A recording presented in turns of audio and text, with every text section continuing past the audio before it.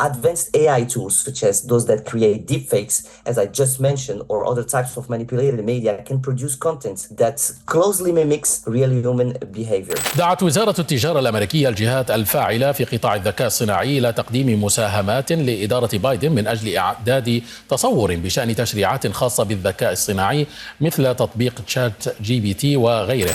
I am not Morgan Freeman, and what you see is not real. What if I were to tell you that I am not even a human being?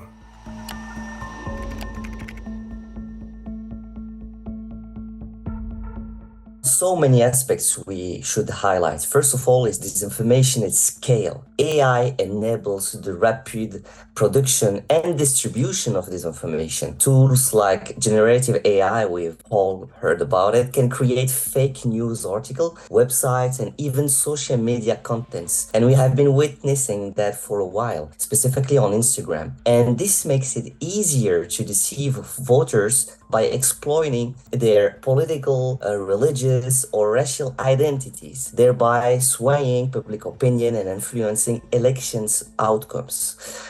There's also an important part, which is the creation of deepfakes. AI today can easily generate highly convincing deepfakes, fake videos, or audio recordings that actually depict people saying or doing things we would like them to say. And this is really, really dangerous. Why? Because the quality of these contents are getting higher and higher. These manipulated media can be used to spread false narratives about candidates, but also misleading voters and undermining trust in the electoral process.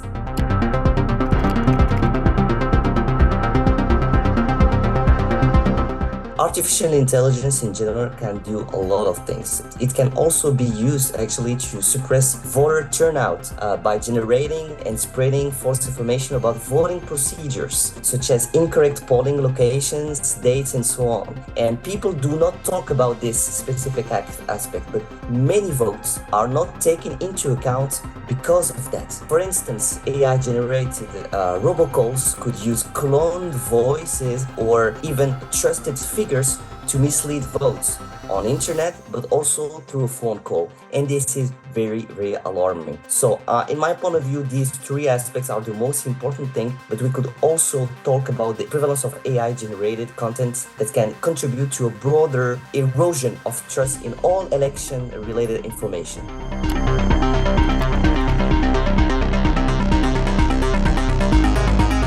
That's a really interesting question. We all have been using AI no-code tools. AI no-code tools are these artificial intelligence systems that don't require any technical expertise, ChatGPT and so on. And definitely relevant authorities today face several significant challenges in combating the impact of AI on election integrity.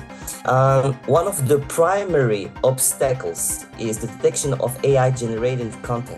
Imagine a very important figure today used to say something about the upcoming election, like 1 hour or 2 hours before the end of the votes. Sometimes this aspect, this trend might affect the election outcomes, and we need actually to be careful about that.